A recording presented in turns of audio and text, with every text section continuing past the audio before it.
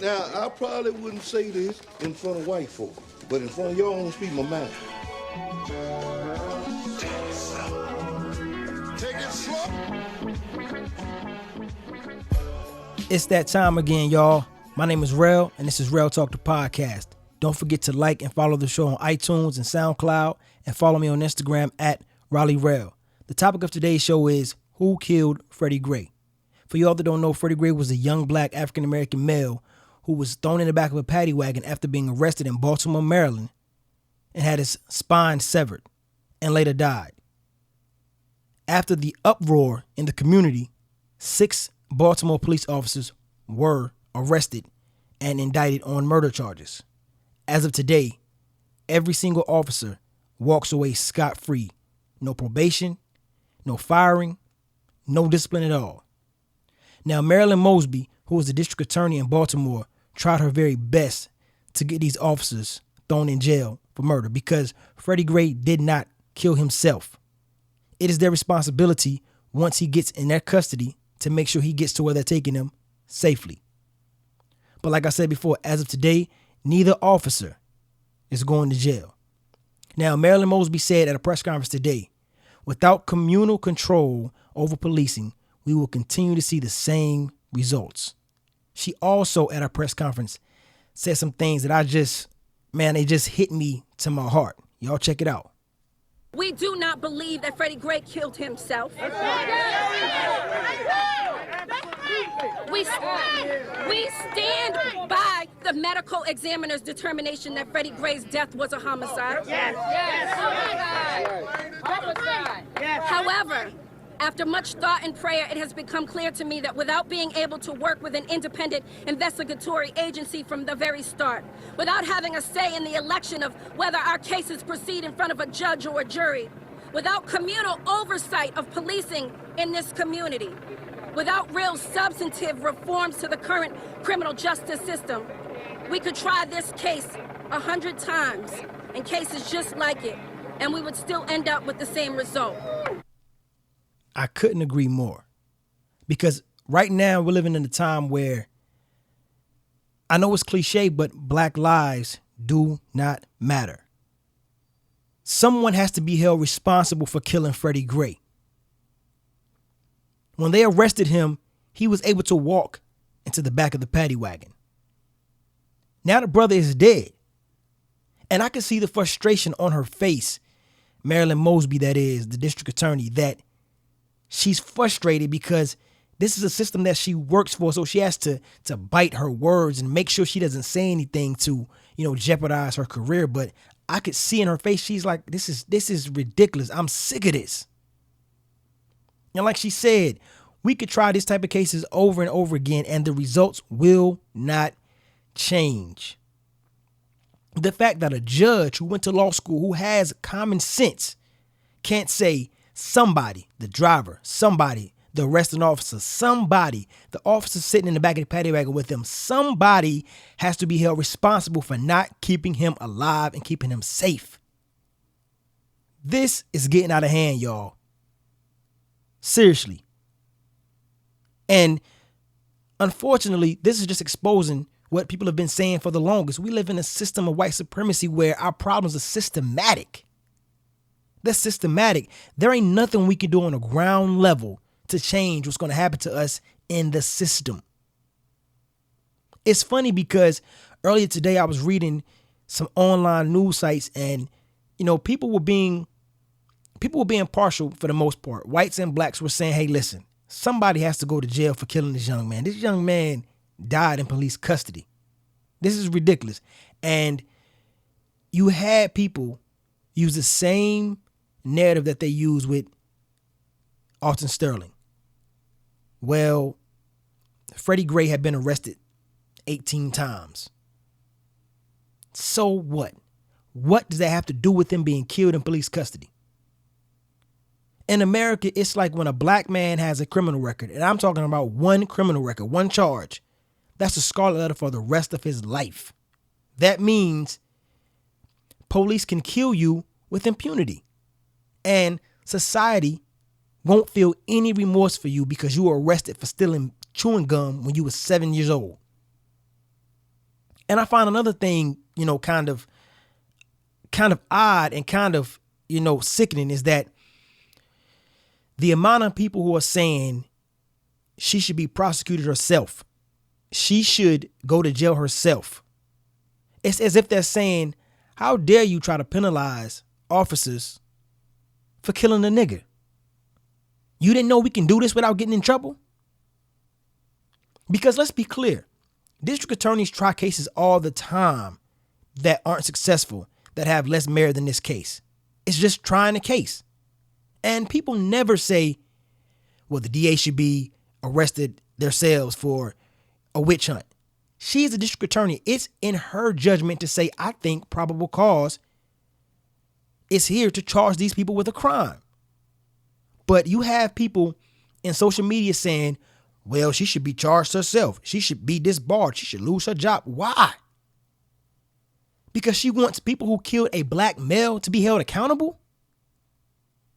And let's be clear, y'all. Some of those cops is black, so this is not even about, the disregard for black life from white officers. This is a disregard for black life from police. This is police brutality. That's what I'm talking about. Even those black officers should be in jail right now for at least negligence, manslaughter. And then, to make matters worse, the presidential election is going on. So, candidates are trying to pander to certain groups of people. But Donald Trump has shown that he does not care about the black vote. Donald Trump has shown that he will not pander to a single black voter. He doesn't talk about HBCUs. And today someone asked him, what he thought about the Freddie Gray verdict. Here's what he had to say. I do have a reaction to the prosecutor in Baltimore who indicted those police officers. I do. I think she ought to prosecute herself. Okay, that's my reaction. I think it was disgraceful. Now, let me tell y'all a little about Donald Trump. If you're from New York, or I guess up north, you remember a case in the late 80s that was branded as the Central Park Five. Young African-American males and one Hispanic male was arrested and sent to prison for a rape they did not commit. And many believe that it was the op-ed, the open letter that Donald Trump bought. This guy bought ads in like the 4 major newspapers in the 80s. $85,000 he spent on these ads saying that these people should be put to death for raping this white girl. Y'all check it out. Hate the people that took this girl and raped her brutally. You better believe it. The vicious rape and beating of a 30-year-old investment banker, Tricia Miley, who was jogging in Central Park last night. 5 youths are in custody and are being questioned. The youngest is only 13. Trump put his money where his mouth is by taking out this full-page ad in 4 New York City newspapers. Bring back the death penalty. When I first saw this ad that Donald Trump made, I knew that this famous person calling for us to die was very serious. In 2002, we would finally be innocent after the real perpetrator came forward, and that was confirmed by DNA. When we won the lawsuit, his stance was that we pulled off the biggest heist in New York City's history. So Donald Trump, he was the fire starter, I would say. Because when you think about going to jail for a crime that you didn't commit, 1 day in jail is too long. And I want y'all to understand what he's talking about as far as saying Donald Trump was the firestorm. Like I said, he spent $85,000 on these advertisements in the newspaper, front page, right? And so what's even worse is after the person who committed the crime, after they came out and said, I committed the crime, and then DNA evidence proved that they committed the crime, it was one guy. He said, I didn't act with anybody else. I acted alone. The young men were exonerated. So then they go through the process of getting restitution from the state of New York. And, liberal New York Mayor Michael Bloomberg refused to pay these guys what they were owed. Their sentences were 5 years to 15 years, which is, so the guy that spent the least time in jail was 5 years. The guy that spent the most was 15 years. And so even after it was proven that these kids had nothing to do with this rape, Donald Trump, the guy running for president, he, out of all people, still would not apologize. Donald Trump would not apologize. In 2014, when Mayor Bill de Blasio got into office, he approved the settlement of $40 million to the young man. Trump then again penned an editorial for the New York Daily News saying the settlement was a disgrace. And that he insisted that the group was still likely guilty. So even after somebody comes out and says, hey, I did it, it wasn't them, Donald Trump says, settling doesn't mean innocence. Speak to the detectives on the case and try listening to the facts. These young men do not exactly have the pasts of angels. This is the man running for president of the United States of America. This is the man right now running neck and neck with Hillary Clinton. And let's be clear, I don't like Hillary Clinton either, but Donald Trump is not qualified to be president of the United States, especially not the president of black people. So if I see any black person out here talking about, I'm voting for Trump because Hillary Clinton is a criminal, or Bernie Sanders ain't winning the nomination, so I'm voting, I wish you would say that in my presence. We are no longer friends at that point. That's just straight up and down. Donald Trump is a racist. I don't care what nobody says. You see, people try to paint the narrative that black men are violent. They say black men are that it's normal for people to be apprehensive around African American males because we're just naturally violent. And I just say that's not true. Now, granted, we have been through a whole lot in this country. I told y'all that my brother lost his stepson to gun violence from another African American male. I told y'all that. And so when we went to the funeral, the pastor was just talking about how much he tried to save him from the street life. And then he went into saying that, what he was going through as a young male trapped in the streets wasn't entirely his fault. And then he took it back to slavery and our transition from slaves to quote unquote free people. We didn't have any transitional help. There was no counseling for what we had been through to guide us into a better tomorrow. They said, okay, you're free. And then they said, oh, Jim Crow, you can't shop, eat, sleep, or live here or work here.